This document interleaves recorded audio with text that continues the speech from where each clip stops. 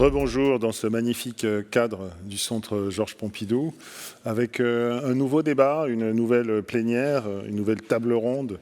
Enfin, à un moment, on va pouvoir échanger avec quelqu'un qui nous a toujours accompagnés, qui nous a toujours fait confiance, qui est Roy Amit, qui a, avec Stéphane Millière, qui était présent tout à l'heure, été un des premiers à accepter le jeu du décryptage, à accepter le partage aussi des coulisses.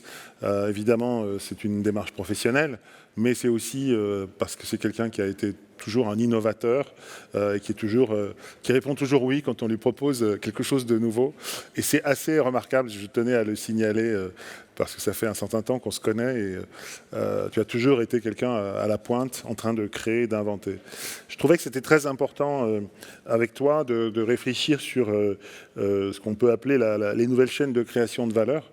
C'est-à-dire qu'on a entendu dans les différents débats que l'immersif a un problème économique avec la culture, il n'y a pas de modèle économique. On voit bien qu'on doit sortir du laboratoire. On voit aussi qu'on voit arriver des très grandes entreprises, notamment américaines, qui sont en train de construire derrière cette notion de métaverse un nouveau cyberespace, quelque part qui risque d'être un peu privatisé, ou en tout cas qui aura un modèle économique.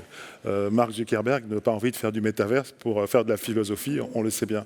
On voit aussi arriver les grandes sociétés comme TikTok ou Snapchat qui ont déjà embrassé avec le téléphone des modèles économiques très puissants liés à la publicité. Et on sent que le domaine culturel doit aussi trouver ses propres locomotives, créer vraiment une filière. Et c'est pour ça que je trouve que cette histoire de Grand Palais immersif est extrêmement emblématique.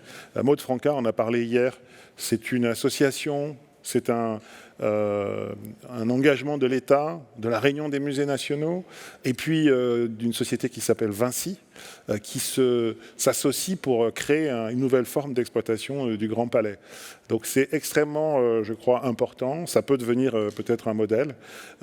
Important pour la structure du capital, important parce que c'est une société qui va gagner de l'argent, et pour tout l'effet d'entraînement que ça va avoir sur l'ensemble de cette filière, parce que ça veut dire des expositions régulières, du travail pour les créateurs, pour les sociétés de production. Et donc, la valeur culturelle, évidemment, mais aussi la réflexion entrepreneuriale. On sera rejoint par d'autres acteurs au fur et à mesure, mais je pense qu'au démarrage, c'est important que tu situes un peu le cadre, celui de la Réunion des musées nationaux, et puis aussi le Grand Palais immersif, pour moi, locomotive de l'immersif en France. Merci Alexandre, merci pour l'invitation et pour cette occasion justement donc, de partage ensemble de cette je dirais, démarche entrepreneuriale qui s'est faite dans des cadres finalement très structurés. Donc peut-être deux mots, enfin je vais pas parler beaucoup avec des slides, simplement dire que les Grands Palais immersifs, c'est un filiale donc, de la Réunion des musées nationaux au Grand Palais, qui était dédié à la production, l'exploitation et la distribution des expositions à forte contenant numérique. Je vais revenir à la fin sur la structuration juridique et SAS, mais comme tu le disais, c'est vraiment l'association capitalistique pour créer une société dédiée à ces missions, faite par l'ARMN Grand Palais, la Caisse des dépôts, Banque des territoires et Vinci Immobilier. Et on va revenir pour les raisons peut-être de cette association. La mission est vraiment, et là du coup, on vient à cette aventure par notre ADN, qui est l'exposition d'art et de patrimoine. C'est la mission de la RMN. C'est la mission, je dirais, de la RMN. Ça veut dire Réunion des musées nationaux, Grand Palais, RMN GP. Tout à fait. Et on arrive à cette aventure pour mener cette mission. Donc on n'invite pas une nouvelle mission dans ce sens-là, mais comment on continue servir les mêmes missions dans un monde qui évolue et qui change. Donc je voudrais partager trois idées cet après-midi. Et le premier, c'est vraiment autour de cette notion de création et de partage. dès que la technologie l'a permis, donc en fait fin 2016, on a eu un premier élan d'expérimentation et on a fait une exposition immersive au Grand Palais au sujet des sites détruits par Daesh à l'époque, sites éternels. C'est vraiment, c'était même avant le proof of concept qui est Pompéi, mais c'était vraiment une démarche à la fois, je dirais, d'urgence pour en parler, à partir de nos missions. Éditoriale, exactement, mais aussi une vraie expérimentation sur la technologie. Hein. C'était la première fois, c'était avant l'Atelier des Lumières, avant que TeamLab a fait ses écrits. C'est vraiment une des premières occasions des vidéomappés hein, sur des grandes échelles, des contenus patrimoniaux. On a fait ça en collaboration avec le Musée du Louvre et Iconem, qui est un autre vraiment super boîte de la tech française dont on parlera tout à l'heure. Photogrammétrie des sites archéologiques et patrimoniaux. Et cette expérimentation, c'était vraiment une expérimentation qui a duré très peu de temps, 3 semaines entre fin 2016 début 2017, a réuni plus de 60 000 personnes sur 3 semaines. Ça nous a permis donc d'expérimenter beaucoup de choses concernant la production et la technique, et ça nous donnait en fait l'envie d'aller plus loin, parce qu'on se disait il y a un vrai potentiel, il y a une maturité technologique hein, qui fait qu'aujourd'hui on peut imaginer ce genre de choses avec des qualités qui nous satisfait, et on a pris le temps, parce que c'était donc début 2017, de structurer la démarche qui est aujourd'hui, c'est l'aventure Grand Palais Immersif, donc une filiale créée fin de l'année dernière, vraiment pour faire vivre ce nouveau type des expériences. Concrètement, ce sont des expos monumentales avec des écrans comme celui qu'on a ici, des écrans LED. C'est une volonté de changer d'échelle, de créer quelque chose de spectaculaire pour attirer du public. C'est parce que vous n'avez pas de collection vous-même ou... Alors, tout à fait, la Grand Palais n'est pas un musée, donc on n'a pas une collection. Hormis notre collection, ce qu'on appelle notre photothèque, dans la mesure où on est dépositeur de photos des collections des musées nationaux en D2 très haute définition, aujourd'hui aussi en 3D. Donc c'est une collection numérique déjà, hein, qu'on a pu et qu'on peut exploiter. Mais c'était vraiment venir à cet élargissement de notre champ avec ce qui est notre propre de l'expérience. Hein, ça veut dire la découvrabilité, hein, l'expérience in situ hein, des visiteurs qui viennent, qui explorent, qui découvrent une expérience sensible de l'art. Et ce qu'on veut avec ce que la technologie immersive nous permette, c'est de jouer sur une nouvelle grammaire de l'expérience qui combine cette notion d'immersion dont on parle. Sans device, la plupart du temps. Sans device, la plupart du temps. L'appareil. La narration, qui est vraiment porteur donc, des coups de sens, pas que de l'émotion, et de l'interaction, qui favorise d'ailleurs l'assimilation et les rencontres avec le contenu. Et donc, dans ce sens-là, on a pu faire Pompéi. Donc, je ne vais pas en parler. C'est le même, ou presque, c'était le même film, je pense, que Stéphane a montré tout à l'heure. Oui. On pourrait les voir néanmoins. Je vais dire d'autres choses. Hein. Bien sûr. Ça nous a permis, au-delà de tous les aspects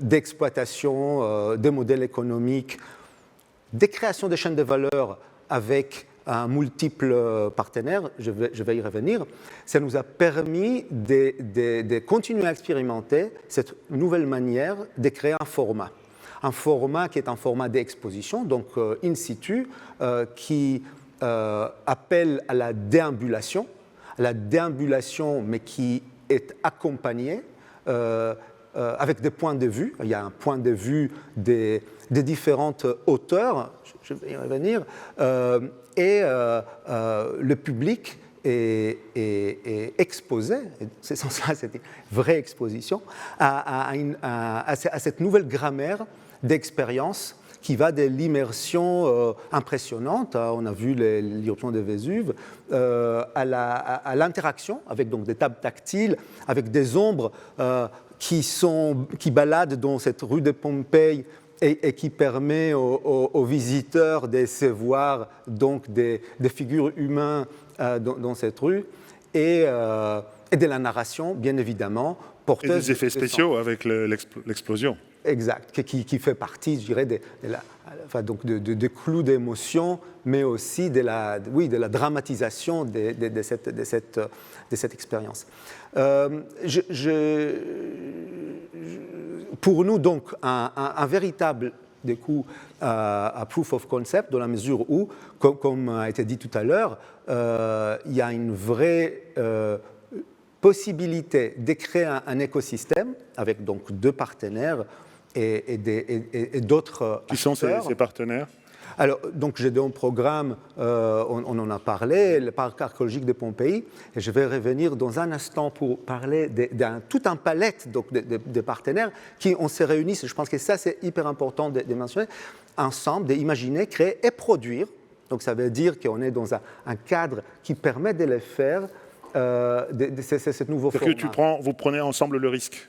On prend ensemble les risques, enfin on les partage, et derrière on les fait bien évidemment de manière à la fois volontaire et raisonnée, mais il y a une vraie prise de risque. Hein. On discutait tout à l'heure, quand on fait une exposition, on ne sait jamais comment ça va être avant qu'on ouvre les portes, enfin je dirais 12 heures avant, parce que ce n'est pas comme un film qu'on peut produire. Après, on pourrait modifier, on pourrait le retoucher jusqu'au moment où il y a la PAD. Une exposition, il n'y a pas un PAD. Enfin, le PAD, il est 12 heures avant l'heure d'ouverture au public. Donc, c'est une vraie prise de risque à plusieurs niveaux. Il fait partie des défis et d'ailleurs des excitations de ce type de formats. Ce que vous voyez ici à l'image, c'est un autre type d'expérimentation qu'on a fait, donc, qui est aussi un véritable champ de création.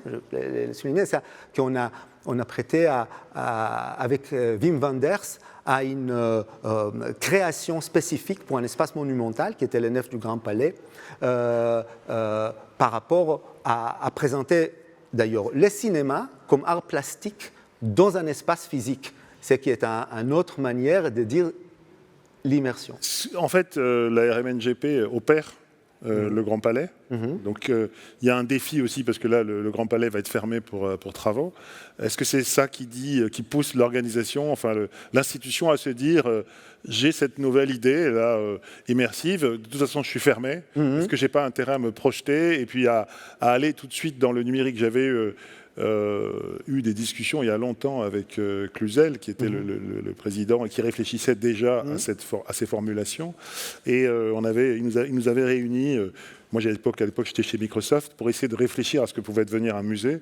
Est-ce que vous n'êtes pas finalement en train de le faire en disant finalement un musée c'est un lieu, c'est un producteur, c'est un distributeur, et puis on le projette avec le numérique. Ce que disait tout à l'heure Stéphane, ton partenaire sur Pompéi, c'est que lui, il espère avoir d'autres lieux. C'est-à-dire que dans les années qui viennent, il va y avoir d'autres grands palais immersifs en France qui vont porter tes expositions? Absolument. Enfin, la question de la fermeture des grands palais, c'est un élément entre autres, hein, bien évidemment qu'on prend en compte.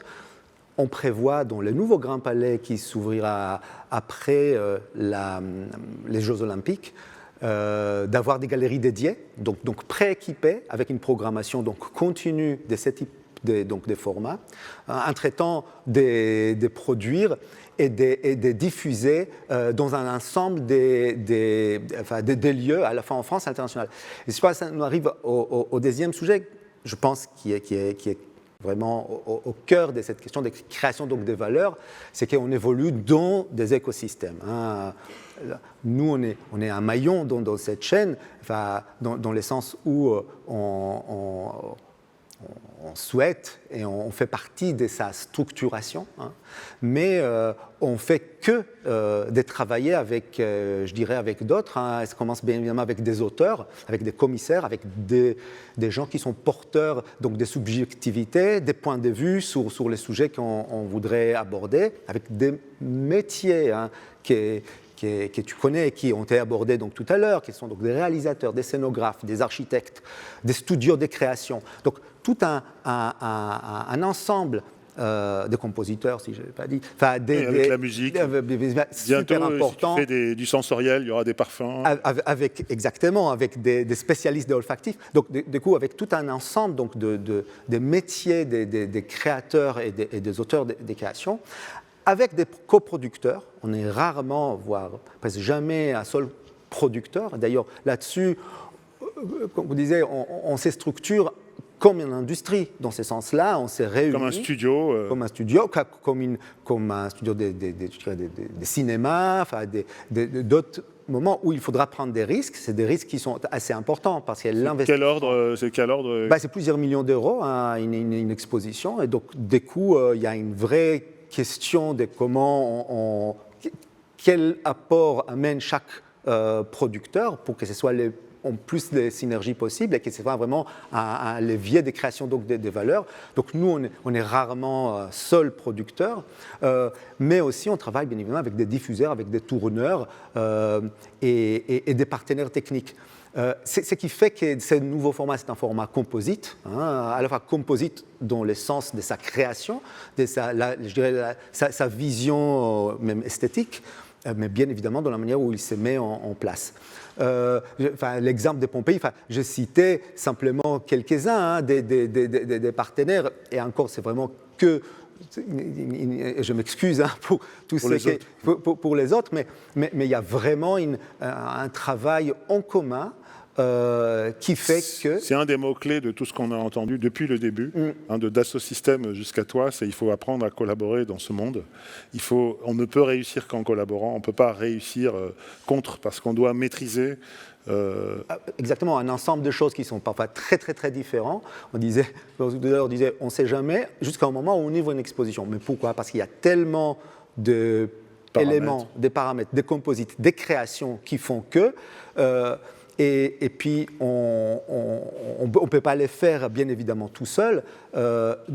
Et je pense qu'une des valeurs, d'ailleurs, du kiff, par ailleurs, et de ce type d'événements, c'est cette mise en réseau, c'est cette décloisonnement. On travaille toujours avec des partenaires. Donc ça, c'était Pompéi. C'est Pompéi qui est aujourd'hui donc voué à voyager.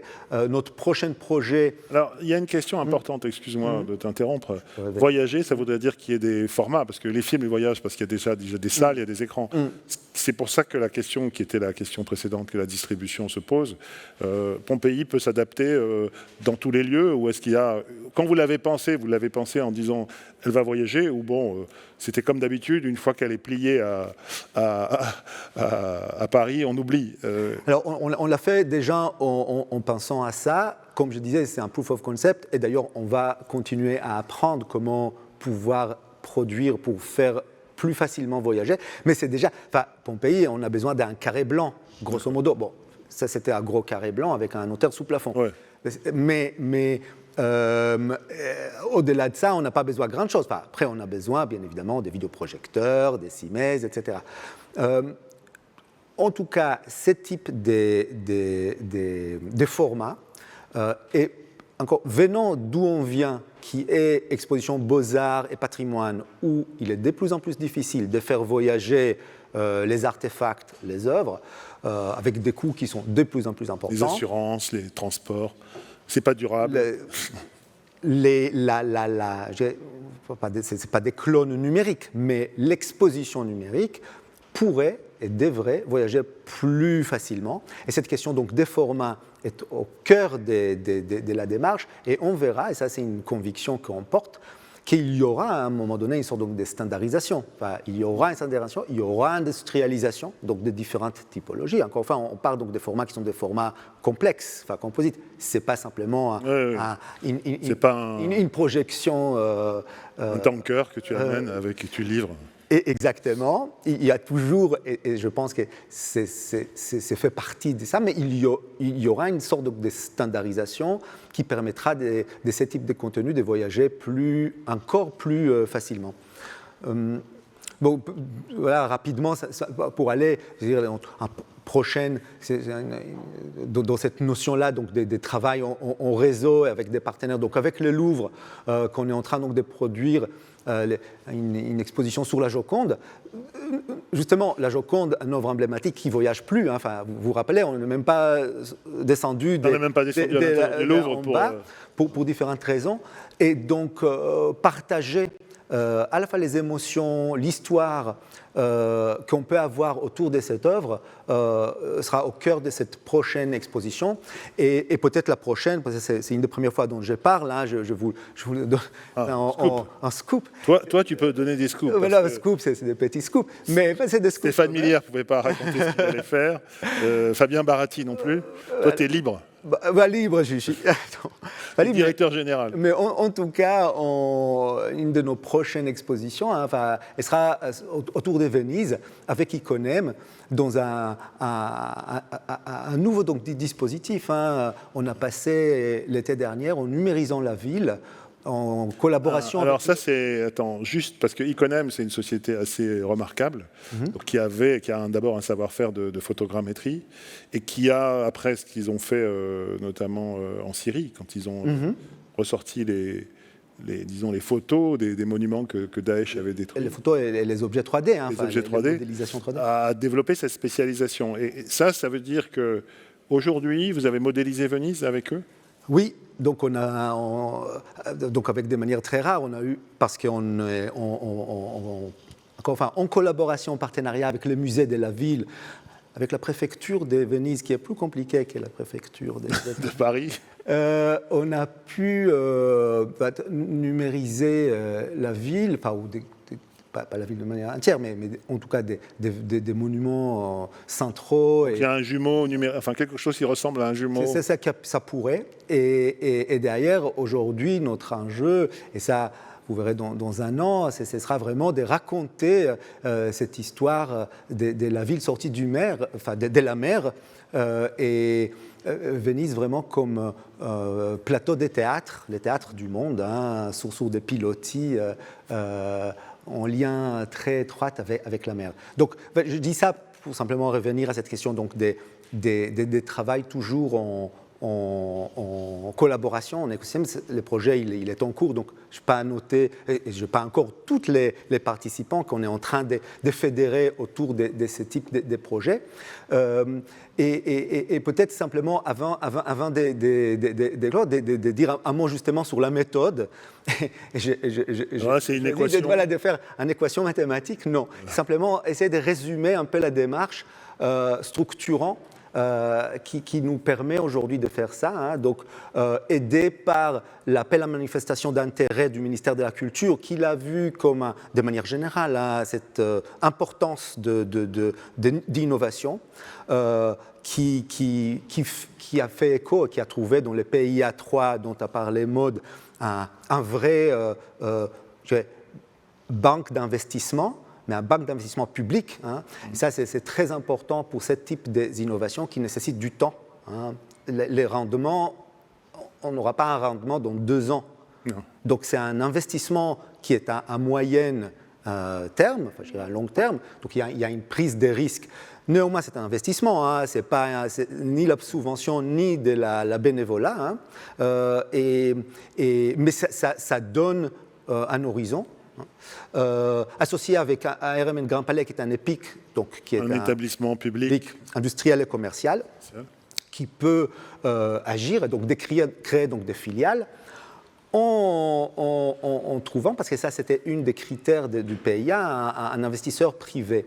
C'est très important dans ce sens. Donc, PIA, c'est le plan d'investissement d'avenir dont parlait Maud Franca, de la Caisse des dépôts. Tout à fait. Et une des critères, c'était de s'associer avec un investisseur privé.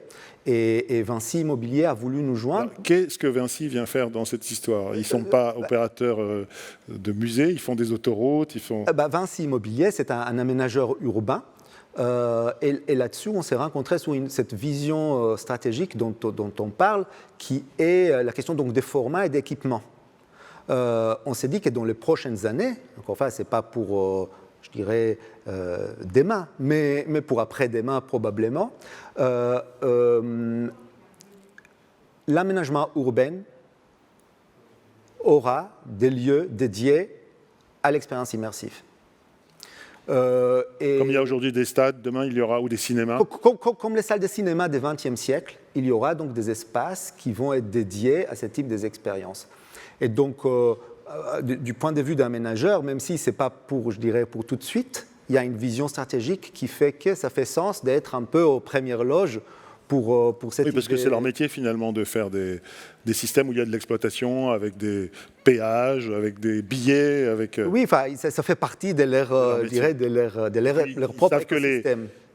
Walid Ben Youssef, qui était hier, qui animait le débat, nous a plusieurs fois dit qu'effectivement des murs dans lesquels il se passe des événements, que ce soit des appartements ou des villes dans lesquelles il y a des événements, ont plus de valeur, ou prennent de la valeur quand il y a un événement. Donc on comprend que Vinci, à long terme, se dise que d'avoir dans des espaces publics des événements culturels, ça fait la valeur de la circulation et la valeur du lieu. Donc c'est vraiment un investissement stratégique. Ça fait partie de l'aménagement des territoires, c'est d'avoir ça. Et ça a donné donc Grand Palais Immersif, qui est, comme on le disait tout à l'heure, c'est dans un sens un filiale, mettre une boîte qui doit gagner de l'argent à un moment donné. Qui doit gagner de l'argent et les faire monter à ses actionnaires. Mais comme on y croit qu'il y a un modèle, comme on a dit tout à l'heure, on a pu fédérer ces investissements. Merci d'avoir partagé avec nous cette structuration. Et comme on est dans la logique de création de valeur, je vais appeler Karine Riahi et Yves H, qui accompagnent beaucoup d'entreprises et qui vont nous permettre d'analyser un peu avec toi leur vision de cette histoire.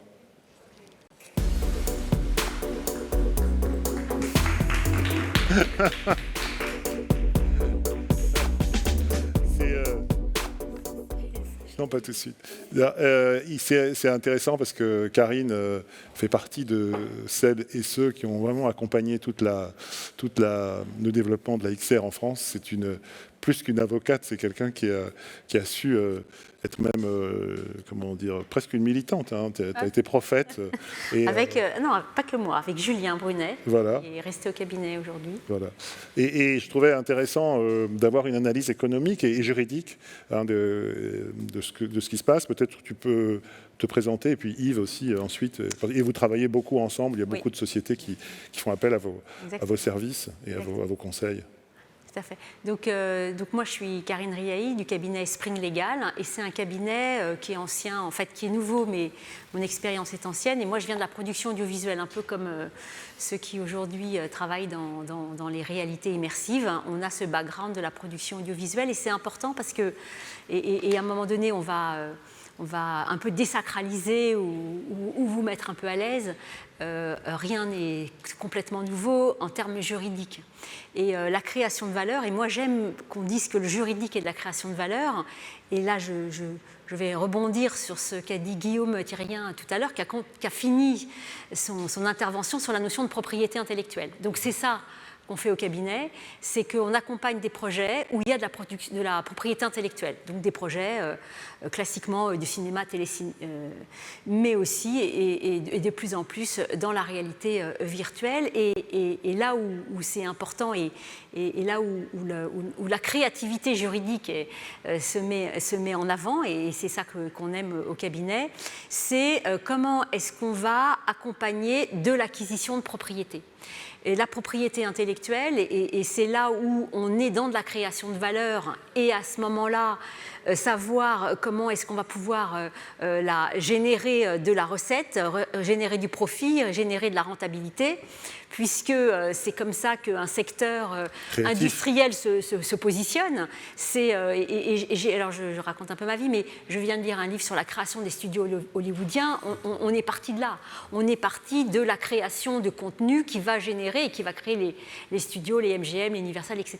Donc aujourd'hui... Pour toi, l'analogie, c'est ce qui s'est passé dans les industries créatives disons, au XXe siècle, avec des gens qui avaient de la distribution d'un côté, et puis on créait des studios, et puis on distribuait leurs produits dans des chaînes de distribution, et puis on fait une activité où il y avait de la distribution, des salles de cinéma, et puis de la propriété des droits et des droits d'auteur. Je vais juste, je pense que c'est important, et j'essaye d'éviter le PowerPoint, je dis ça parce que c'est très rassurant, mais on doit pousser, en plus je sais que vous êtes tous les deux des super spécialistes, on a eu des heures passionnantes de discussion, et là on doit essayer de faire passer cette compréhension que, comme on le disait dans le débat précédent, ça n'est pas un monde qui doit vivre que de mécénat. Le mécénat existe et il est formidable, il accompagne. L'investissement à long terme existe aussi, et on voit bien qu'à un moment donné, il y a une vraie question de création de valeur. Et je trouvais que c'était aussi important, et c'est toi qui m'a présenté Yves, d'entendre le point de vue de quelqu'un qui est par ailleurs non seulement un expert, mais un commissaire aux comptes. C'est quelqu'un qui guide l'entrepreneur ou qui guide le patron, qui l'accompagne au-delà de simplement lui dire les chiffres. Comment est-ce que tu peux nous raconter un peu ton métier, Yves ? Oui, alors en fait, merci de m'avoir donné la parole. La vraie question, c'est la création de valeur, c'est tout à fait ça. Et c'est comment on peut capitaliser autour de la valeur technologique et des valeurs technologiques immersives en particulier. C'est la propriété intellectuelle et la propriété industrielle, ou c'est une autre forme de propriété ? Non, en fait, la propriété intellectuelle, c'est deux pans. C'est la propriété industrielle, donc là on va sur du brevet. Donc on va sur de la technologie, j'ai créé une caméra, j'ai créé un outil, donc on est la propriété industrielle, et la propriété littéraire artistique, qui est la création du contenu, les textes, les histoires, la narration, la mise en scène, la composition, la musique, tout ce qui est... Et donc vous dialoguez en permanence tous les deux sur ce genre de sujet, parce qu'effectivement c'est complètement transverse. Et c'est cette fusion de notions et de technologies et de savoir-faire et de droits d'auteur qui conduisent à déterminer la valeur des entreprises dédiées à l'immersion et la valeur des entreprises technologiques. Et donc cette création de valeur doit être préservée. Elle doit être préservée, elle doit être protégée et elle doit être valorisée. Elle doit être identifiée par le créateur de l'entreprise tout court déjà. Première étape, effectivement, c'est l'identification, la conscience en fait de cette création. La conscience de l'existence de ce capital, finalement, qui peut être... C'est pas simplement l'exploitation Absolument, ce n'est pas exclusivement l'exploitation. Avant tout, c'est tout le process qui va permettre de créer l'entreprise, de tendre le projet qui est existant et de conduire potentiellement l'entreprise à se pérenniser et à durer dans le temps et à développer ses projets et avoir les moyens financiers pour développer ses projets et enfin de créer de la valeur. Quand on entend Fabien Baratti qui disait qu'il avait eu beaucoup de mal à lever des fonds, est-ce que c'est parce qu'intellectuellement, il ne s'était pas positionné pour lever des fonds, il aimait faire ce qu'il aimait faire et il voulait trouver les moyens de financer son développement, ou que l'écosystème autour, finalement, n'a pas vraiment identifié la valeur de ces... En fait, c'est ça, c'est le mot d'identification. C'est-à-dire que je m'aperçois que certains entrepreneurs, certaines entreprises ont du mal à considérer que ce qu'elles créent sont des créations de valeur et que ça relève de la propriété.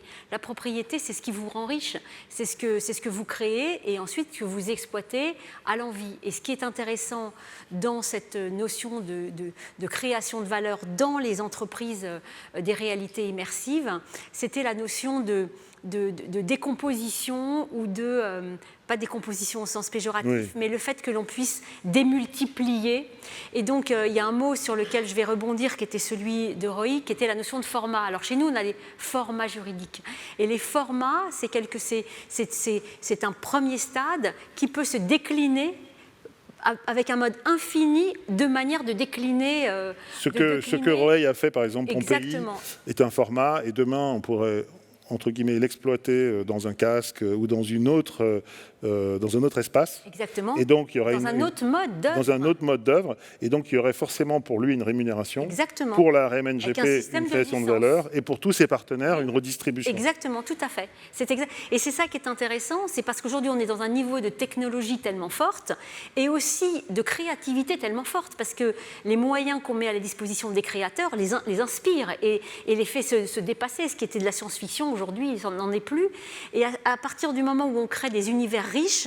Et non seulement on va créer un univers riche de déclinaison, ça pourrait être un long métrage, ça pourrait être une série, ça peut être un jeu vidéo, etc. Mais ça peut être aussi de la licence de marque, et c'est-à-dire que tout d'un coup on va ailleurs, dans la propriété industrielle, et la marque on sait, et ça est une richesse à l'infini qui peut durer autant de temps. C'est vraiment la création de valeur. Exactement. Alors pourquoi, Yves, on a l'impression que de ce côté de l'Atlantique, finalement, soit les investisseurs, soit les entrepreneurs n'arrivent pas à faire rentrer dans les mœurs qu'il y a une création de valeur autour de ces œuvres ou de ces expériences? Alors, je ne sais pas si on n'y arrive pas, je pense qu'on y arrive aussi. Ah bon. On n'y arrive pas à la même vitesse, en tout cas. Ah ouais. Ça, c'est déjà une première certitude. Effectivement, il y a quelques expériences que l'on peut, enfin, quelques opérations qui ont eu lieu à l'international, que l'on a pu voir ces derniers temps. Et certaines fois, même des entreprises françaises ils sont impliquées dans ce processus-là. Donc, la France n'est pas exclue. Peut-être qu'elle est moins rapide, peut-être qu'elle est moins, disons, elle a moins envie de... C'est le capital risque qui n'a pas nécessairement osé encore complètement se positionner. Pourquoi les Américains osent? Parce qu'ils ont un plus grand marché. Enfin, je pense qu'ils ont un peu d'avance sur nous et en réalité, ils ont une vision différente de l'entrepreneuriat. Avant tout. Et ils ont plus de motivation, plus d'envie et ils ont une capacité à voir l'industrie différemment de ce que l'on peut imaginer. L'industrie du cinéma, quand elle s'est développée aux États-Unis, ne s'est pas développée de la même façon qu'en France. On l'a vu. Et on peut voir que les deux histoires sont totalement différentes et c'est exactement le même processus. Mais quelque part, dans la réalité virtuelle, dans la réalité augmentée, dans les réalités immersives, on va vivre exactement la même chose. C'est-à-dire qu'on est dans une industrie naissante qui va merger et qui va donner de nouveaux produits. Et ces nouveaux produits vont devoir se vendre et pourront être valorisés et créeront de la valeur. Jean-Michel Jarre, quand on l'a interrogé, quand il est venu au KIF, disait qu'en fait, on a la capacité formidable, on est créatif, mais quand il faut passer à la vitesse supérieure, les Américains partent plus loin et plus fort. Et on a perdu Nokia, et on a fait le Minitel, mais on n'a pas fait l'Internet. Oui. Parce que cette image qui est violente, elle est juste. Elle est probablement toujours vraie, malgré le fait qu'il y a la French Tech, malgré le fait qu'on ait rattrapé de notre retard en partie, malgré le fait qu'on soit quand même dans la course aujourd'hui. On est quand même très bien positionné. Il ne faut pas non plus faire du French bashing. Voilà, exactement. Donc on est quand même très bien positionné. On n'a peut-être pas exactement les mêmes ambitions, et puis des fois... Pas la même taille. Pas la taille nécessaire. Et puis des fois, les investisseurs étrangers arrivent sur le marché français avant que nous ayons eu le temps de nous-mêmes. Oui, parce qu'ils rachètent finalement, ils aiment bien racheter les boîtes françaises. Exactement. Ou les talents. Parce qu'il y a des talents, parce qu'il y a des gens compétents, parce qu'on a des ingénieurs, parce qu'il y a des créateurs, parce que effectivement la France est réputée pour ça en l'occurrence. Et donc c'est un marché qui est ciblé. Et il ne faut pas l'ignorer totalement parce que la concurrence est vraiment réelle autour des financements des entreprises françaises dans cet environnement-là. On a vu que Unity a racheté Pixies, on a vu qu'il y a eu Shopify qui a racheté Primer, on a vu que Chanel a lancé un processus de virtualité autour d'un lip scanner. On a vu L'Oréal. Ils ont racheté une société. Ils ont développé. On a vu L'Oréal qui a aussi pu se positionner sur un système de processus autour du maquillage et des faces. Ça s'appelle Signature Face. On voit ce genre de choses en France et donc on sait que le marché est là. On a vu aussi Amazon qui s'est lancé sur le marché anglais sur des salons de coiffure virtuels, où vous pouvez choisir exactement la modélisation de votre coiffure, la couleur, etc. Donc ce sont des choses qui peuvent se faire aussi en France de la même façon. Donc non, au contraire, je pense que la France est présente. Je pense qu'il y a les créateurs et les ingénieurs. Peut-être que les financements ne sont pas toujours là. Ils peuvent venir de l'étranger. Voilà, c'est simplement ce qu'on peut constater. Et quand un acteur public, Roeil, comme la Caisse des dépôts, qui est, comme le rappelait Maud, un investisseur avisé, c'est-à-dire qu'il est capable d'attendre un peu longtemps, se lance, c'est la RMN qui va les chercher ou c'est eux qui viennent vers vous en disant bon, voilà, il y a un plan de l'État, il y a une volonté d'agir, qu'est-ce que vous avez à nous proposer? Il y a une connaissance préalable, parce que du coup, on se connaît sur d'autres projets que la Caisse a pu aider au passé. En tout cas, je partage ce qui est dit qu'on est... Et d'ailleurs, ces jours aussi le prouvent, la France n'est pas en retard. Il y a des un potentiel super important. Après, c'est une question de détail. Si on compare la France par rapport aux États-Unis, c'est souvent une question de détail et des marchés qui font qu'il y a un champ d'écho peut-être plus important de ces côtés-là. En tout cas, la démarche, notamment de la Caisse des dépôts, est très bien dans ce sens-là. Ça veut dire d'aider, de contribuer avec parfois des éléments de considération qui sont un peu différents d'un business angel privé. Et c'est pour cela les différents types de programmes sont très importants. Il ne faudra pas que ça empêche des business angels d'exister et de participer dans cette chaîne de création de valeur parce que ça fait partie de l'économie. En fait, c'est une accélération, c'est une manière aussi de compenser peut-être la difficulté de prendre des risques pour les investisseurs privés. C'est l'État qui mutualise et puis qui se dit je crois, je parie. Incentive en fait. Qui donne une incentive qui permet aussi à d'autres. Donc il y a l'obligation d'avoir des investisseurs privés pour que ça devienne. Il y a aussi une pression.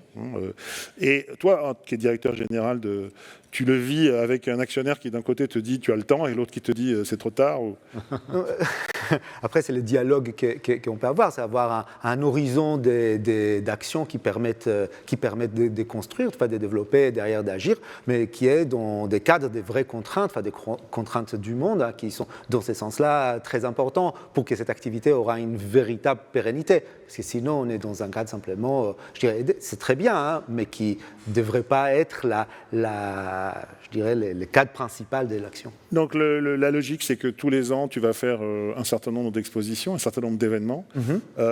Tu as l'obligation de commander à des sociétés privées, tu as des obligations de choisir des petites, des moyennes, des grandes, ou tu as une liberté en tant que gestionnaire. Oui, on n'a pas des obligations je dirais, c'est pas comme dans le cinéma ou dans la télé où il faut absolument pour l'instant, il n'y en a pas des obligations de cette nature-là. On est encore face sur un champ qui est de structuration, en train de déstructurer. Tu dois travailler avec des sociétés françaises et européennes. Pas forcément. On est vraiment agi dans ces sens-là sur un marché, donc travailler avec les meilleurs dans les meilleures conditions. Maintenant, je pense qu'on a néanmoins donc des billets dans ce sens-là, qu'on fait partie d'un écosystème, on fait partie d'un ensemble. Donc, on travaillera, je dirais, tout d'abord avec des sociétés et des acteurs qui sont proches, qui est d'aller chercher des gens outre-Atlantique, mais ça pourrait arriver. Oui. Il n'y a pas d'obligation, il y a l'envie et la volonté de structurer une filière, de générer des sociétés de haut niveau. J'ai l'impression qu'avec Iconem, par exemple, il y a une habitude, il y a une reconnaissance mutuelle qui fait que, j'imagine, ils arrivent, ils te proposent des projets, comme dans le cinéma, Gaumont, où quelqu'un qui a un contenu veut le proposer à une distribution. Et puis après, vous réfléchissez dans une logique de coproduction. Donc là, c'est vraiment vertueux, en fait. C'est ça l'idée de cette... Et donc, de votre point de vue, c'est la voie qui va permettre de passer d'un système atomisé avec un tas de petites boîtes, plus ou moins des laboratoires, à une économie. Oui, parce que, déjà, à partir du moment où, dans l'écosystème, et ceux qui financent sont persuadés que ces œuvres de réalité immersive sont génératrices de profit. Voilà, 200 000 entrées à Pompéi, exactement. Ça rapporte combien ? En fait, c'est ce type d'information qui doit être divulguée, en tout cas, parce que je pense qu'il y a une méconnaissance, et mon point de vue aussi sur le fait qu'on ne soit pas aussi avancé qu'aux États-Unis et qu'on ait moins envie, c'est une question d'ignorance et aussi une question de regard pas méprisant, mais un peu lointain sur tout ce qui relève de l'industrie de l'entertainment. Et je parle au sens large, c'est-à-dire du divertissement. C'est-à-dire que l'Atelier des Lumières, c'est en fait, c'est quand même plusieurs millions d'euros par an. Exact, mais cette information-là, l'Atelier des Lumières, c'est plusieurs millions d'euros par an. De chiffre d'affaires. C'est pas une information, à mon avis, qui circule dans les cercles où il y a des investisseurs qui se disent « Ah, là, il y a quelque chose à faire. Donc c'est un secteur dans lequel on doit s'investir.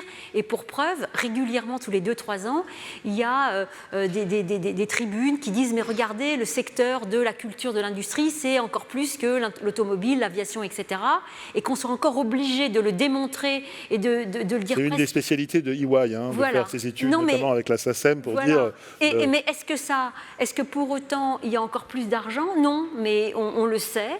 Mais c'est qu'à mon avis, il y a une information... Pourtant, c'est le soft power, c'est la définition même de l'influence. Quand tu es petit, relativement moyen comme la France, tu as intérêt à investir dans... Exactement, mais c'est encore pas... Et je ne sais pas pourquoi. Pourquoi est-ce qu'il n'y a pas cette confiance absolue dans les talents, on dit les talents français, l'écriture française, les écoles d'images, les gobelins, enfin tout ce qui fait la richesse créative de la France, qui est un acquis que personne... Et pourquoi est-ce qu'on a les grands talents qui vont aller travailler outre-Atlantique, etc. C'est qu'on n'a pas assez confiance en nous. C'est un problème. Alors, je ne sais pas pourquoi, mais c'est un problème de confiance, alors que tous les éléments sont là et que les preuves de ce que ça marche existent. Atelier des Lumières, l'exposition Pompéi et plein d'autres. Mais il y a quelque chose qui manque. Passage à l'échelle, comme disait notre ami québécois tout à l'heure. Tout à fait. Dans l'approche des projets, effectivement, il y a à la fois la modélisation et la structuration. Et effectivement, il y a des droits autour de tout ça. Et tous ces droits ne sont pas nécessairement valorisés.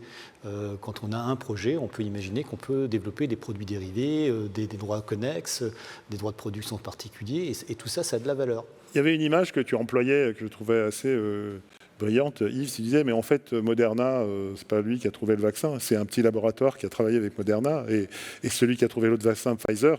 Est-ce que c'est pas une des alliances d'entreprises très rapides, très vives, avec des grosses boîtes? En gros, une petite boîte qui a un truc spécial sur le son spatialisé, qui travaille avec... Est-ce que c'est pas ces associations-là qui peuvent permettre de passer à la vitesse supérieure? Justement, l'idée était de dire que les grands labos n'avaient pas nécessairement trouvé la solution au virus et qu'ils avaient fait appel à des structures, des start-up en fait, dans les biotech qui avaient réussi, elles, à développer un processus.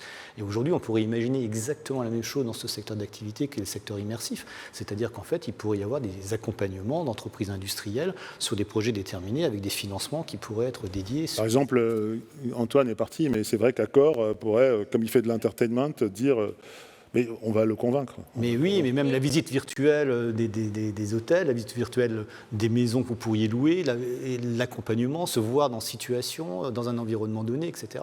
Tout ça, ce sont des projets qui pourraient être développés par les entreprises, qui pourraient accompagner les projets virtuels et de réalité augmentée. Et puisque tu parles du développement et tu parles de Moderna, c'est la discussion qu'on avait tout à l'heure, le développement du R&D, puisqu'on est dans de la R&D aussi, c'est un mot qui existe partout, on est dans la R&D.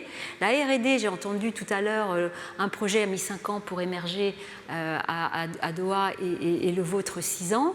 La R&D en matière des technologies de la santé, c'est 15 ans. Donc finalement, le retour sur investissement dans le secteur du divertissement est assez rapide par rapport au retour sur investissement. Donc est-ce que ça peut être encore un élément méconnu que l'on puisse aujourd'hui dire pour que ça puisse susciter effectivement ces alliances, ces financements et aussi sur cette notion de développement, puisqu'on sait que pour que la richesse vienne, il faut d'un bon développement. Il y a un secteur qui l'a démontré, c'est le jeu vidéo, mais qui a généré, lui, des recettes très rapidement et qui maintenant est devenu celui qui innove en permanence, qui réinvente tout et qui est là en avance sur le métaverse. Est-ce que c'est finalement pas lui qui va tout bousculer, puisqu'il est devenu la première industrie culturelle et de très très loin. Exactement, tout à fait. Il y a une vraie, aujourd'hui quand on regarde ça, il y a une vraie complicité ou en tout cas connexité entre ce qu'on vit dans les réalités immersives et réalités virtuelles et le jeu vidéo, et il faut s'inspirer des exemples. Il y a aussi une chose qui me touche, c'est que au niveau juridique, puisque c'est de là qu'on part, acquérir de la propriété dans le jeu vidéo en droit français, ça a été très compliqué. Pourquoi? Parce qu'on n'a pas de régime juridique. Donc ça, je fais un peu ma casquette de juriste. Mais ça, c'est important parce qu'il y a eu une délocalisation des éditeurs de jeux vidéo dans les pays où c'était plus facile d'acquérir du droit. Donc il y a encore aussi une réflexion auprès des pouvoirs publics, et ça c'est aussi le rôle des associations dans le secteur, d'attirer l'attention sur les pouvoirs publics en donnant les outils juridiques, et pas seulement financiers, mais l'outil juridique de faciliter pour protéger, mais pour faciliter l'acquisition des droits. On en est tout le temps là. Acquisition des droits, plus c'est compliqué, plus on se délocalise, et plus ces industries qui devraient être des industries françaises et des licornes françaises vont devenir des licornes canadiennes ou américaines, alors, avec un système de copyright. On a trouvé... C'est pas une fatalité. Hein. Non, c'est pas une fatalité, c'est pour ça que je lance un appel. Il y a d'autres secteurs que les jeux vidéo, il y aura aussi l'éducation qui va être un secteur où la réalité et les notions immersives vont se développer de façon incroyable. La santé, bien sûr. Je voudrais qu'on rejoigne, ou qu'il nous rejoigne, Guillaume Brunet, qui travaille chez Orange Espagne. J'espère qu'il est en ligne. On m'a dit qu'il était en ligne. Alors oui, bonjour à tous, je suis là. Salut Guillaume. Vous m'entendez ? Tu nous appelles d'Espagne, le son est impeccable. Chez Orange, il y a un super, très bon réseau. Ouais, je vous appelle depuis mon mobile. Depuis ton mobile. Tu es en 5G. En plus. Un peu de publicité, tu es en 5G. En plus, je suis un 5G, ça tombe bien. Voilà.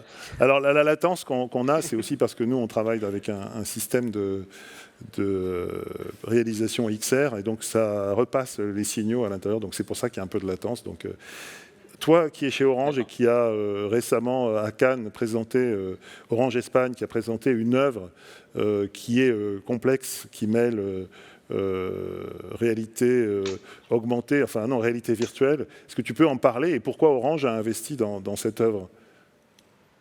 Parce que là, c'est l'exemple. Oui, bien sûr. D'abord, je me présente. Donc, merci de me recevoir au KIF aujourd'hui. Je suis membre de l'équipe XR dédiée au sujet qu'on appelle la XR, donc pour Extended Reality, qui sont tous les sujets liés à la réalité augmentée et à la réalité virtuelle, au sein de l'entité Orange Content qui regroupe OCS et Orange Studio. Nous avons une entité dédiée à l'acquisition et à la distribution de ces contenus-là. Vraiment, vous en avez parlé tout à l'heure, ce sont des contenus très spécifiques. Et chaque année, nous avons des licences sur 12 mois environ avec les grands studios VR de la place, donc que voyait le hacker connaît très bien, évidemment. Elle en fait même partie. Atlas V, Felix & Paul aussi, évidemment. Donc tous les grands studios.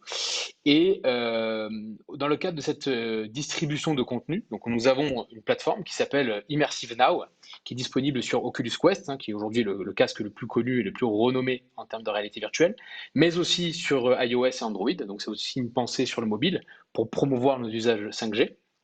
Et donc, nous avons cette approche à la fois d'agrégateur de contenu VOD traditionnel 360, mais aussi de super agrégateurs de services qui viendront après, et nous le savons, dans le domaine de la XR.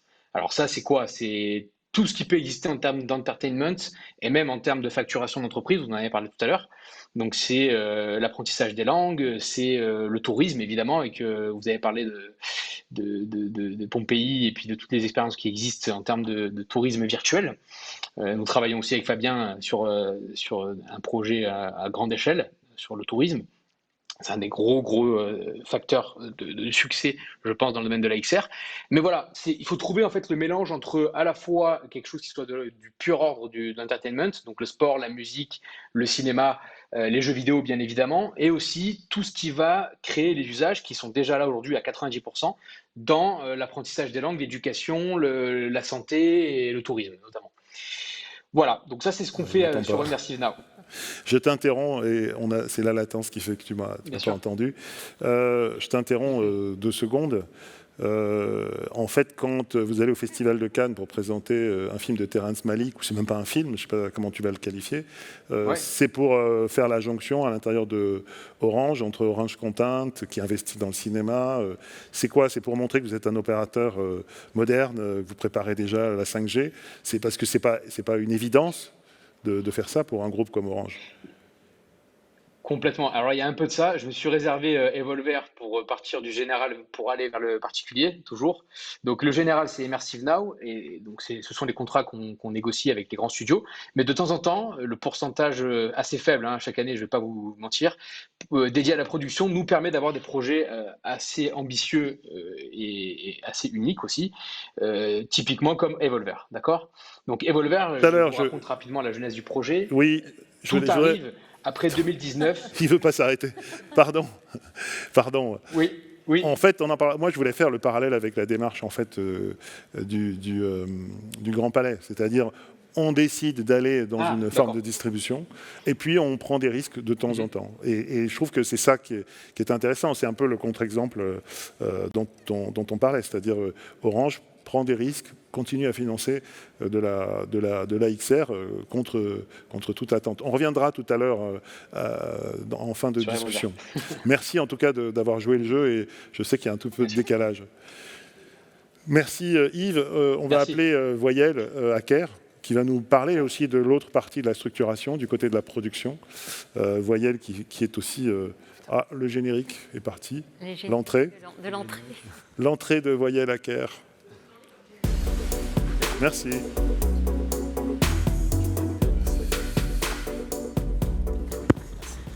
Merci Voyelle. Après ce tour d'horizon, on voit que des opérateurs publics ou des opérateurs privés prennent le risque, s'associent avec des petites structures, soit pour faire des expositions, soit pour construire une partie de ce développement numérique immersif. Est-ce que ça te rend optimiste ? Alors, d'abord, bonjour.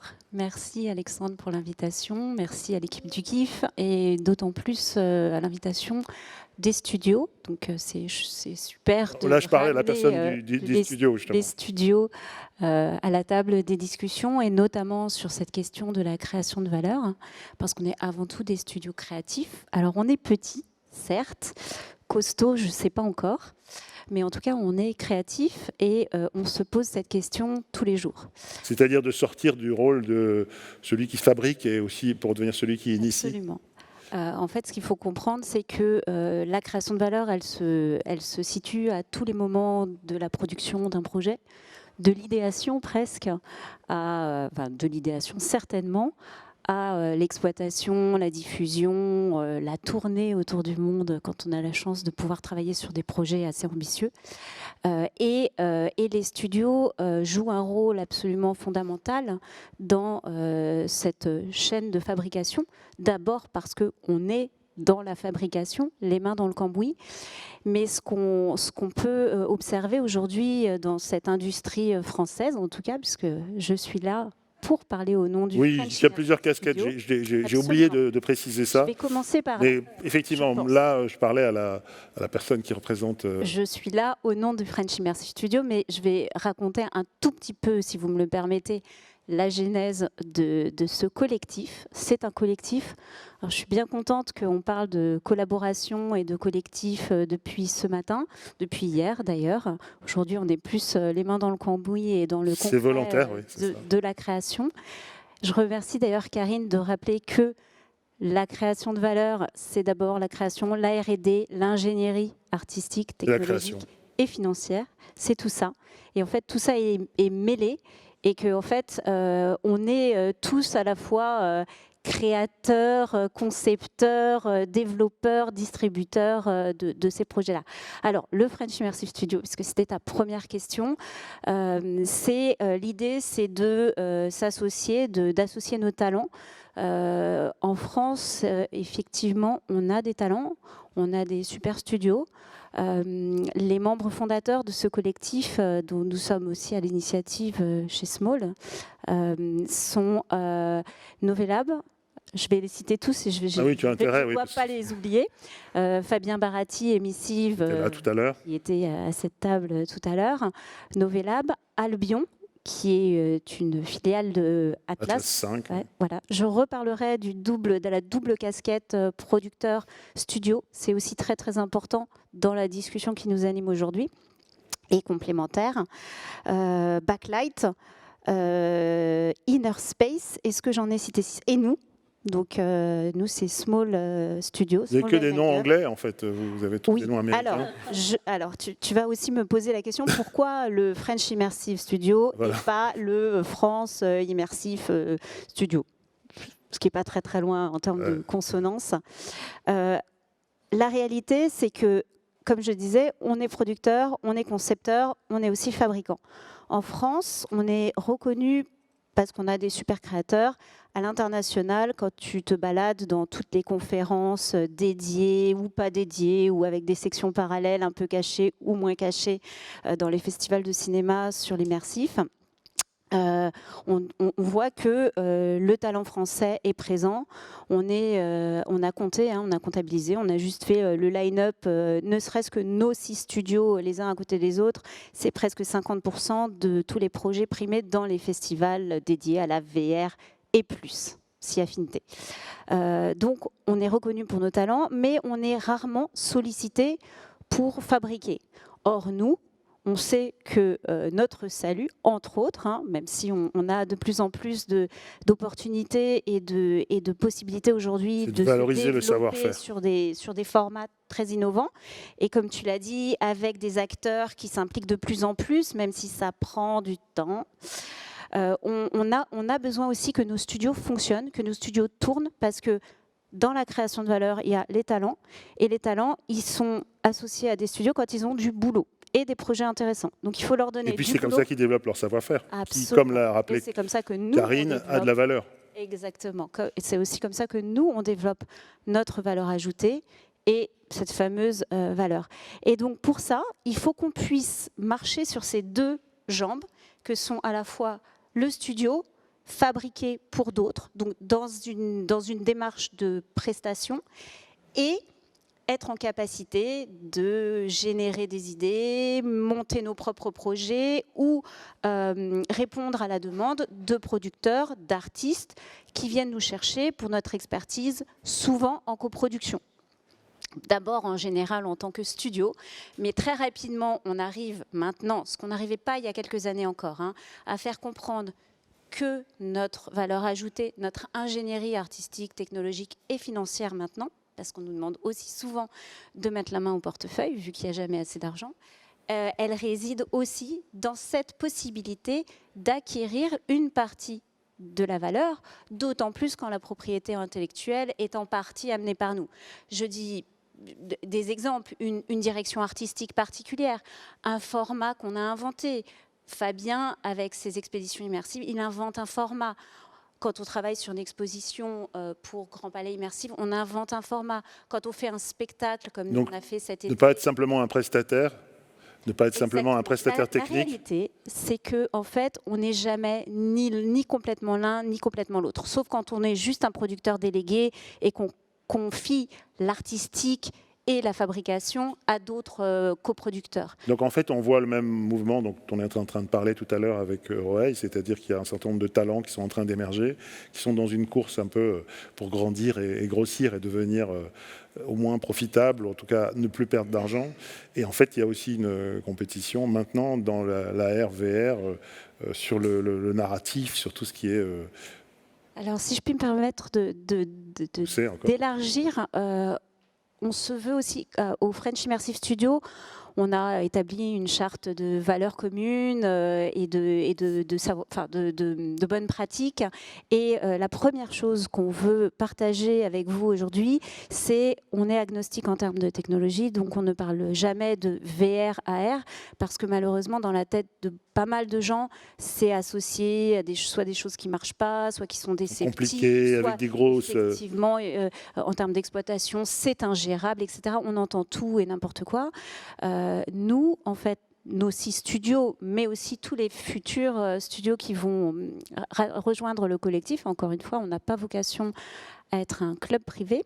Je vais vous montrer quelques images. Voilà, montre-nous des images. Non, montre-nous des images parce que ça va illustrer, je pense, le propos. On a un petit showreel qui est très court. Je ne vais pas parler au-dessus parce que c'est plus de l'image, donc on laisse la place aux images et je reviendrai sur ce que j'étais en train de dire dans 1 minute 30 exactement. Ce sera court. Est-ce qu'on peut lancer la vidéo, s'il vous plaît? Avec un peu de son, c'est mieux. Plus de son. Wake up call.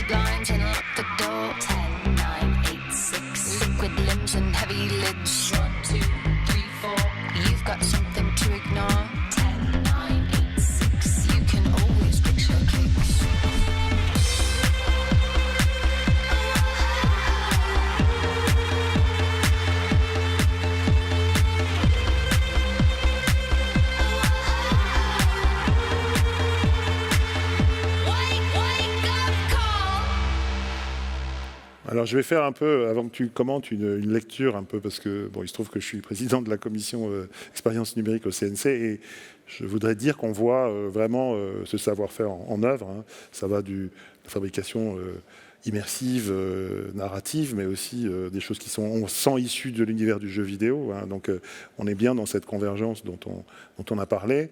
Une vraie maîtrise technologique et aussi une capacité à raconter des histoires. Et on en a parlé pour les expositions, mais à raconter l'histoire, non pas simplement du point de vue du réalisateur, mais du point de vue de celui qui est à l'intérieur de l'histoire.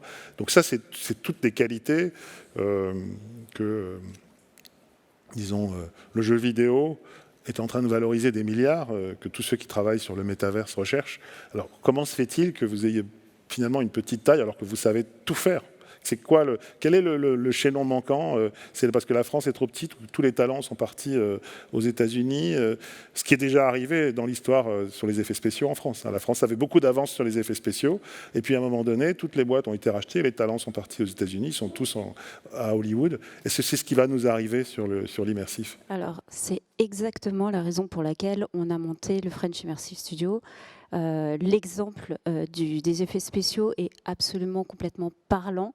Moi, je ne connaissais pas ça, mais c'est mon associé Vincent Gutmann, qui est le directeur du studio Small, Donc ça, qui m'a raconté ça en arrivant. Et en fait, c'est ce qu'on a voulu éviter. Et c'est ce qu'on veut éviter. Et c'est d'où la discussion, ouvrir des canaux de communication avec nos partenaires studios.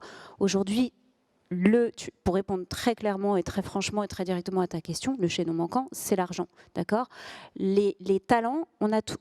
En fait, on est capable de tout faire. Ne serait-ce que ces 6 studios, vous le voyez à la fin, là, on a un peu listé les différents métiers, mais c'est pas très intéressant ni de lister les métiers et les technologies, parce que ce qui est important, c'est l'état d'esprit. Dans quelle direction on va ? Et l'autre chose qui est très très importante, j'ai parlé d'agnosticité, agnostisme peut-être, oui. En termes de technologie. Aujourd'hui, immersif est déjà devenu un mot valise, comme nouvelles écritures, comme transmédia, comme tout ce que tu veux.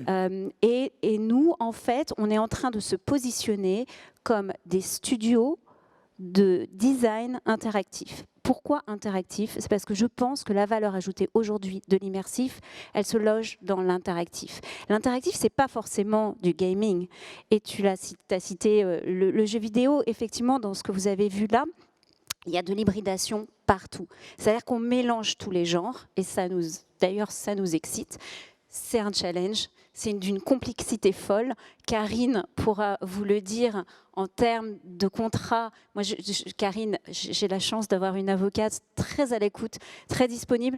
Je l'appelle presque tous les 2 jours avec une problématique nouvelle et elle ne se décourage jamais et on met les mains dans le cambouis. Mais la réalité, c'est qu'on est en train de déformater complètement tout ça et il faut déformater de la création, de la conception, tout ce qui est nouveau pipeline, à chaque projet prototype, à chaque projet on se réinvente et à chaque projet il faut inventer un nouveau modèle de financement. Donc ça va dans tous les sens. Donc aujourd'hui, en gros, on est capable de le faire, mais ça ne se vend pas ou ça ne se vend pas assez pour que, comme Roeil, tu puisses dire à des investisseurs, on a vendu 200 000 billets de Pompéi, on va vendre 200 000 billets, ou Facebook ou Orange n'en vendent pas assez pour qu'on puisse associer une valeur comme un film. C'est ça la question, c'est la distribution qui n'est pas monétisée.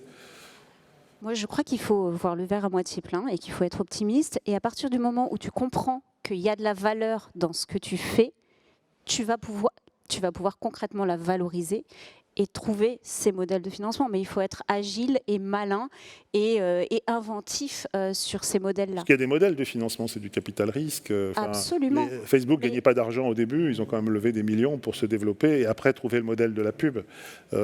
Pourquoi il n'y a pas... les investisseurs n'y croient pas ou ils sont trop frileux? En fait, le problème, c'est qu'on est dans les mains dans le cambouis tout le temps et que faire ce travail en fait, il faudrait des biz dev dans nos équipes. On a des toutes petites équipes, on est des petits Donc studios. vous fabriquez et vous ne pensez pas à la valeur de ce que vous faites? Non, alors bien sûr qu'on y pense. Moi, je me réveille tous les jours en pensant quasiment uniquement à ça. Comment on va faire pour tenir ces fameux 5 ans, ces fameux 15 ans des laboratoires pharmaceutiques pour... à un moment, être en capacité de démontrer, y compris à nos amis du CNC, qu'on est... Je dis Joker. Joker. Qu'on ait une industrie rentable. Non, mais je comprends la logique. Oui, Hein. oui. Le CNC redistribue au cinéma, redistribue à la télévision parce que ça génère Bah des oui, tickets. c'est une Hein. caisse de Très redistribution. clairement, le jour où on génère du ticket, le jour où on génère des billets, ça reviendra chez nous. Donc, je comprends tout à fait la logique. La question, c'est combien de temps va-t-il nous falloir pour atteindre cette maturité dans l'industrie? Et est-ce que nous, les studios, on est en capacité de tenir? Et c'est là où cette nouvelle direction qui est, en fait, on n'est plus... Parfois, on est prestataire. Parfois, on est producteur. On voit bien que les projets en tant que producteur mettent beaucoup plus longtemps que prévu. Nous, par exemple, on fait de la pub à côté, mais Ouais. je vais arrêter. Enfin, on ne le dit pas qu'on fait de la pub, et d'ailleurs, les gens ne comprennent pas pourquoi Oui, vous mais- faites de la pub d'un coup. Bah, si, ça peut parce se comprendre, qu'on c'est a- une on a filiale, un ouais. historique, on a un historique. Ouais. Mais je ne voulais pas forcément parler de nous, mais Le micro. la réalité, c'est que tous mes collègues des autres studios, même chose, ils font à côté de la prestation, voire de la Mais pub. c'est pas honteux, Ouais, enfin, ça fait partie d'une absolument. activité Ça n'est économique. pas du tout honteux. Et je dirais même plus, honnêtement, il n'y aurait pas de production ou de création originale en France aujourd'hui si on n'avait pas des studios qui étaient en capacité de fabriquer, souvent à perte, il faut le savoir, pour des productions et de pouvoir ensuite garder les équipes, parce que je reviens au sujet de cette table ronde. Merci. La valeur, elle est dans nos talents. Comment on arrive à les fédérer, mais surtout à les fidéliser. Et pour les fidéliser, il faut les garder, il faut avoir moult Alors- projets à la maison pour les nourrir. Je voudrais revenir à Guillaume en Espagne, mais surtout chez Orange. Vous avez une plateforme qui s'appelle Immersive. Est-ce que tu vas nous montrer à quoi elle ressemble, ou est-ce qu'il y a un petit film qui nous le montre? On n'entend pas le retour. Beaucoup plus corporate. Oh, Pardon, c'est le délai. Vous m'entendez? Oui, oui, vas-y. Je te laisse parler parce que le temps que mon message t'arrive. Ah, Vas-y, c'est la vas-y. latence. Oui, vas-y. Alors, oui, nous avons un petit film de quelques secondes, je crois, un peu plus court que celui de Voyelle, mais dans le même esprit, qui présente effectivement la plateforme Immersive Now. Donc, vous pouvez la lancer et on se reparle dans 1 minute 30, je crois que ça dure. C'est pareil que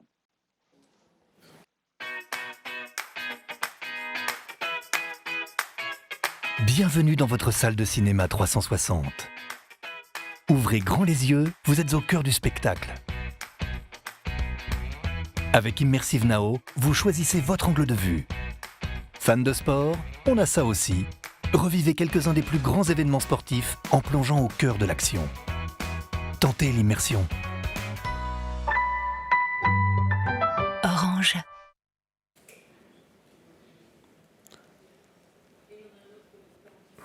Donc voilà, c'était absolument pas 1 minute 30, mais bon, c'est plus 30 court. secondes. Voilà, j'ai expliqué tout à l'heure dans les grandes lignes ce que nous faisions donc, à travers cette plateforme. Donc pour l'instant, le grand objectif, effectivement, c'est d'avoir un produit d'appel qui nous permette d'avoir, via les créatifs et via les studios de la VR qui existent dans le monde aujourd'hui et qui font de formidables travaux, de pouvoir avoir des licences et de pouvoir les distribuer dans notre plateforme. Sauf que Immersive Now, la plateforme, est en constante évolution et ne peut pas se permettre d'être un Dailymotion 360 degrés. Donc on peut faire beaucoup plus d'autres choses et notamment créer des expériences. Alors le mot a été prononcé 100 fois, mais je vais le redire pour la 101e, le metaverse. C'est-à-dire vraiment créer un écosystème dans lequel on puisse échanger des contenus et avoir une autre identité digitale. Ça passe par des avatars, des créations d'avatars. Ça passe par regarder la télé en réalité virtuelle. Ça peut paraître complètement fou comme pari, mais ça marche très très bien. Donc nous, on a des contenus via OCS et via évidemment la télé d'Orange qu'on peut retrouver dans notre plateforme. Et puis, ça passe par une approche, et ça c'est la première chose, de super agrégateur de contenu. Et c'est la même approche que nous avons eue sur la télévision notamment, car nous ne sommes pas Netflix, nous ne sommes pas Amazon Prime, nous ne sommes pas Disney+. Nous voulons faire des accords, des partenariats avec ceux qui savent faire. Donc les studios VR, mais aussi des créateurs dans le domaine du sport, dans le domaine de la musique, pour pouvoir les intégrer dans notre service et enfin avoir de la monétisation et des revenus liés à ces investissements qui sont colossaux pour promouvoir la 5G. Vous rémunérez donc les fournisseurs de contenu? Tout à fait. Alors le modèle économique retenu, c'est plutôt de l'ordre du revenu share pour l'instant. Donc le modèle classique, hein, quand on héberge des contenus comme cela est fait sur l'Apple Store notamment, où on reverse un pourcentage pour les éditeurs. Et aujourd'hui, il y a beaucoup de gens qui consomment ou ça reste petit? Alors, très bonne question. Aujourd'hui, c'est encore niche, évidemment, parce qu'on est lié et on est quand même attaché à un parc de casques qui aujourd'hui est quand même assez faible, hein, que Facebook communique pas sur ces chiffres, mais on sait qu'il y a à peu près 2 millions de casques Oculus Quest dans le monde. Donc, si on fait les calculs en termes de pourcentage, ben, on se retrouve à peu près à, je dirais, 500 000 en France, et encore, je suis gentil. Donc, vous comprenez bien que la masse critique, c'est pas la télévision, c'est pas le mobile, ni rien. D'où le fait d'avoir l'application Immersive Now qui soit disponible sur les mobiles d'abord, comme produit d'appel, avant d'aller sur la VR, qui est un produit beaucoup plus de valeur, qui permet de nous de segmenter, de dire voilà, on fait quelque chose d'autre que le mobile et on est sur de l'innovation pure à travers un format qui concerne aujourd'hui beaucoup les gamers. Ouais, on sait qu'aujourd'hui, ceux qui achètent un casque Oculus Quest, c'est pour jouer à 90%. Donc malheureusement, c'est pas encore le B2C qu'on voudrait avoir, mais on y travaille et je pense que cette plateforme-là est vraiment le socle commun qu'on essaie d'avoir sur Orange. Est-ce qu'on peut voir la bande-annonce de Evolver pour voir le travail que tu as présenté à Cannes? Le travail Bien sûr, bien sûr. Là, c'est encore plus court, là.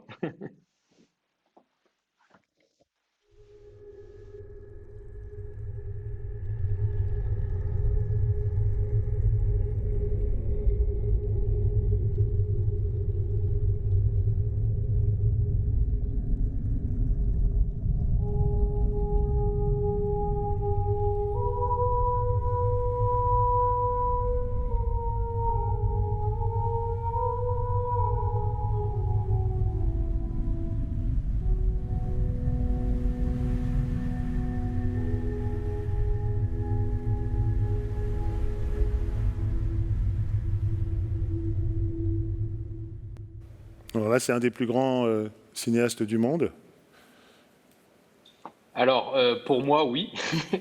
Et pour beaucoup de gens que je connais, et notamment sur ce plateau, et Karine saura évidemment à qui je fais référence, hein. Citons-le, hein, mon frère Julien, associé de Karine, évidemment. Et donc, oui, alors, la jeunesse du projet, si je peux en parler rapidement, hein, ça commence en 2019, après la projection de Une vie cachée, donc le dernier film de Terrence Malick, long métrage. Et au cours d'une rencontre avec lui, on a su qu'il travaillait sur un projet en réalité virtuelle avec son ami de toujours, qui est Edward Pressman, le producteur de son premier film La Balade sauvage en 1973. Et la boucle est bouclée, puisqu'ils ont commencé à travailler ensemble et ils continuent à perpétuer cette tradition sur un nouveau format qui est complètement innovant avec la réalité virtuelle. Moi, ayant eu cette information, j'ai essayé de comprendre qui étaient les acteurs de ce projet-là et j'ai vu que Atlas V, notamment, un studio VR très connu, travaillait sur le sujet, Marshmallow Laserfist, qui sont les créatifs aussi, et il manquait un diffuseur. Il manquait quelqu'un qui était prêt à mettre la main au pot et enfin faire en sorte que le produit existe. Quand je dis produit, c'est pas beau, pardon. Que l'œuvre existe et qu'elle soit pensée comme beaucoup plus large et beaucoup plus longue. Parce que là, ce qu'on a présenté à Cannes, c'est un prologue de 7 minutes. Et l'objectif de Cannes, c'est d'avoir une vitrine assez exceptionnelle quand même pour pouvoir financer l'œuvre complète qui dure environ 40-45 minutes et qui est un LBE. Donc Voilà, LBE pour alors là Location aussi, Based Entertainment. pardon, là tu es tout de suite parti dans le modèle et c'est intéressant. Tout à Oui. l'heure, on parlait de LBE, donc Location Based Entertainment, ça veut dire des expériences que l'on vit au début dans des lieux, dans des foires par exemple, ou dans des parcs à thème.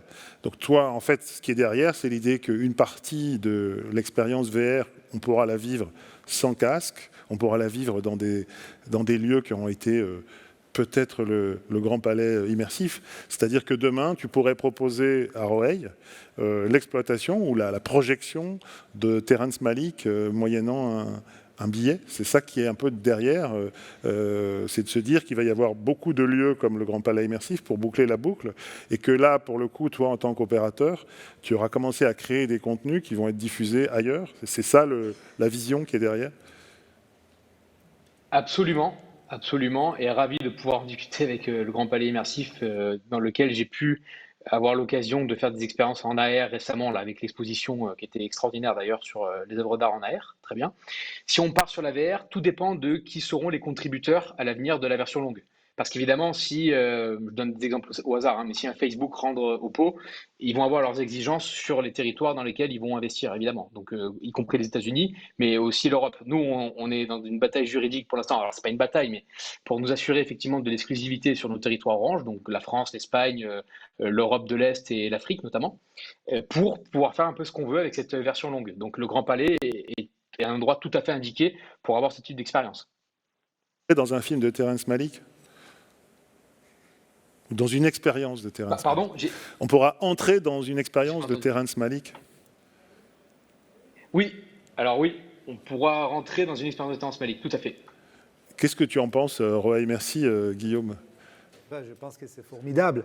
Et j'ai hâte d'ailleurs de voir à quoi ça va ressembler. Mais ça, c'est tout à fait, je pense, illustre de ce qu'on parle aujourd'hui. C'est à la fois, il y a un vivier de créativité, hein, qui d'ailleurs touche pas que des personnes nées avec la technologie, avec ça. Donc, on voit donc des cinéastes. Nous, on travaillait déjà avec Wim Wenders, Terrence Malick. C'est des pointures qui continuent à découvrir, à explorer. Et donc, il y a la créativité, la volonté. C'est qu'on disait tout à l'heure, la structuration devrait faire qu'il y aura aussi de l'argent qui va permettre que ça se fasse. Parce que ceux qui, en fait, ont l'habitude de payer pour voir Terrence Malick au cinéma, si on fait bien le marketing, vont avoir envie d'aller voir. Enfin, moi, je paierais pour aller voir une expérience de Terrence Malick.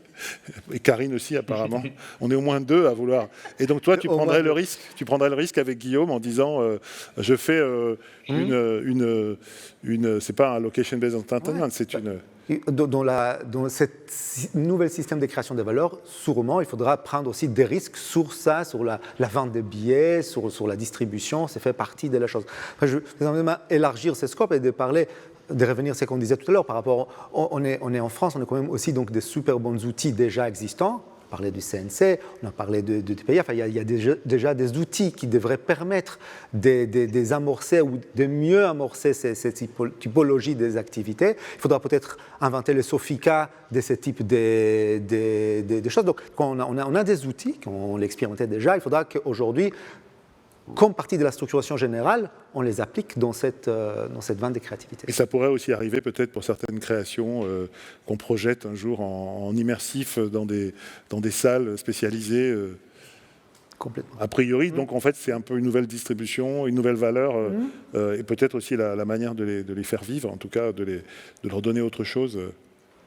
J'ajoute sur... Le micro, pardon, le son. C'est qu'il n'est pas allumé. Oui. J'ajoute sur l'importance de comprendre que ces phases d'amorçage, de développement, sont hyper importantes et c'est souvent là que c'est là où on a un problème.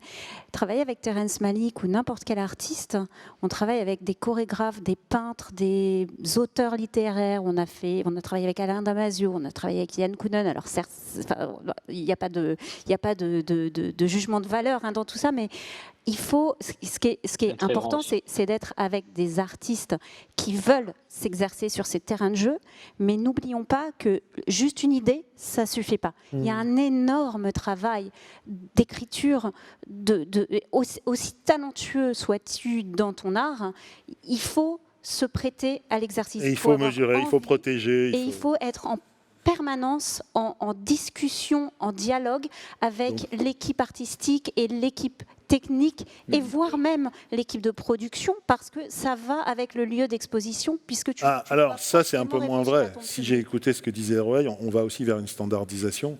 Donc on va sortir des prototypes fabriqués pour un lieu. Oui, il faut qu'on arrive à trouver des formats. Voilà. Mais en fait, ces formats, on n'y est pas encore. C'est exactement la même chose que les grilles de télé et des nouvelles écritures. En fait, on va trouver ces formats. Il y a plein d'opportunités. On les voit, c'est en train d'arriver.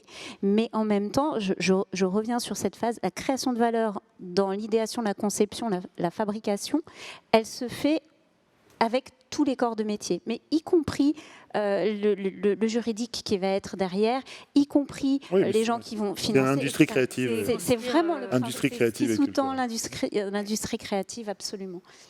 Je voudrais faire un rapide tour de table. Guillaume, est-ce que tu restes optimiste? Tu penses que ça va finir par se développer? Ça va devenir un vrai business pour toi, de ton point de vue d'opérateur? Optimiste, oui, je le suis de nature, et encore plus dans ce domaine-là, que je vois comme un domaine d'expansion absolue, à la fois créatif et technologique. J'aimerais rebondir sur ce que vient de dire Voyelle sur la création de valeur. En fait, nous, la création de valeur, pour être honnête, elle n'est pas sur des contenus VOD 360 pour l'instant, bien qu'elle sera à l'avenir, qui sont encore assez courts.